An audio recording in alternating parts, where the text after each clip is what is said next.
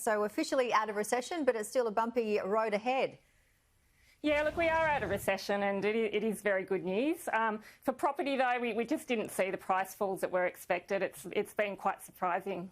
Yeah, it was amazing what some people were saying, but I suppose we hadn't seen it before. We were living in such unprecedented times, but some of the chit-chat was 30% drops, and it's been nothing like that.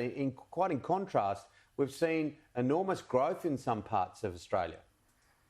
Yeah, look, we have seen enormous growth. I mean, if you have a look at many regional areas, somewhere like Sunshine Coast, northern New South Wales, Gold Coast, we've actually had far better conditions than we had prior to COVID-19.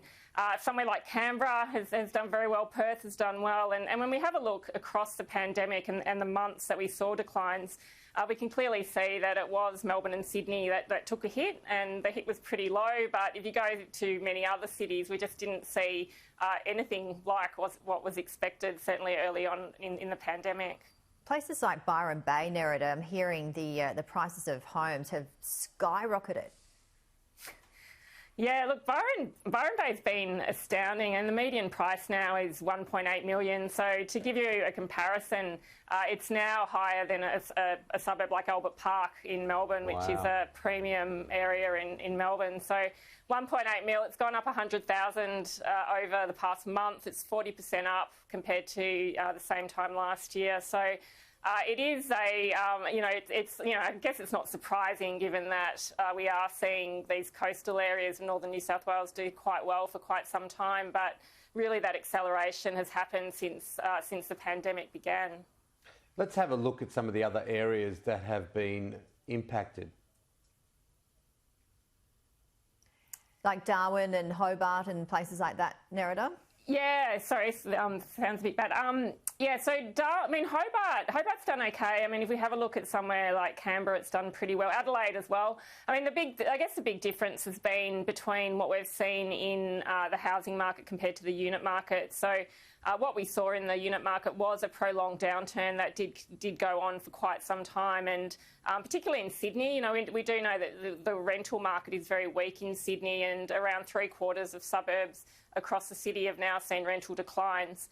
If we have a look, though, at the housing market, there's a marked difference between how things are performing. So, it is, always what we do see with housing markets. It's never, a one-size-fits-all in terms of what happens with growth. But, this time around, there's this marked difference between houses and units, and then regional Australia showing this incredibly strong performance.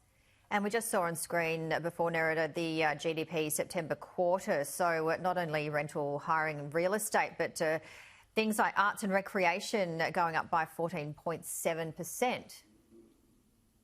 Yeah, great news on the GDP figures. We saw the strongest growth since 1976 in the September quarter, which was surprising given that Melbourne was in lockdown Victoria was in lockdown for the majority of it. So very good news. I mean, we will see a much stronger figure in the December quarter. We have seen a big return of retail trade figures. People are getting back to work. The employment numbers that are coming through for October were looking very, very strong. So although it was predicted we would see a shortfall of 30,000 jobs, they actually went up by over 100,000. So, there's this, there is a strong rebound. And I think one of the things that's really helped Australia, which, looking at what's happening in the US and the UK at the moment, is that we do have pretty much zero COVID infections, and it is allowing us to work more normally and is allowing the economy to operate far more steadily than it otherwise would. Nerida, if there was going to be a mini-series made on the property market in Australia post the pandemic, it would be all about sea change or tree change. We're seeing with all the stats, with all the places that you mentioned, with the enormous growth, it's all got to do with this whole idea that, hey, I don't need to go to a city to work. I can work remotely, and that has come out of what we've been through.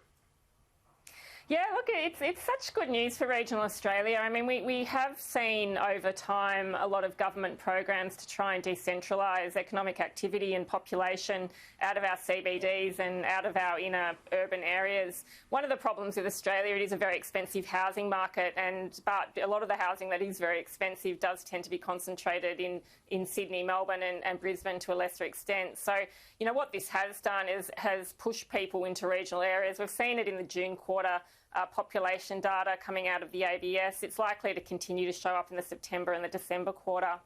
The other change, though, has been people looking for space. And, you know, when we have a look on site, we on realestate.com.au, we do see people looking for bigger bedrooms, more bedrooms than they otherwise would.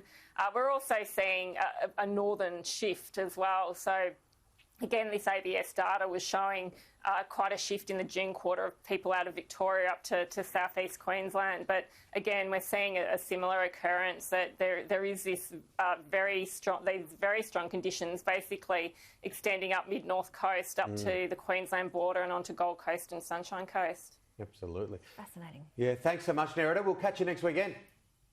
See you then.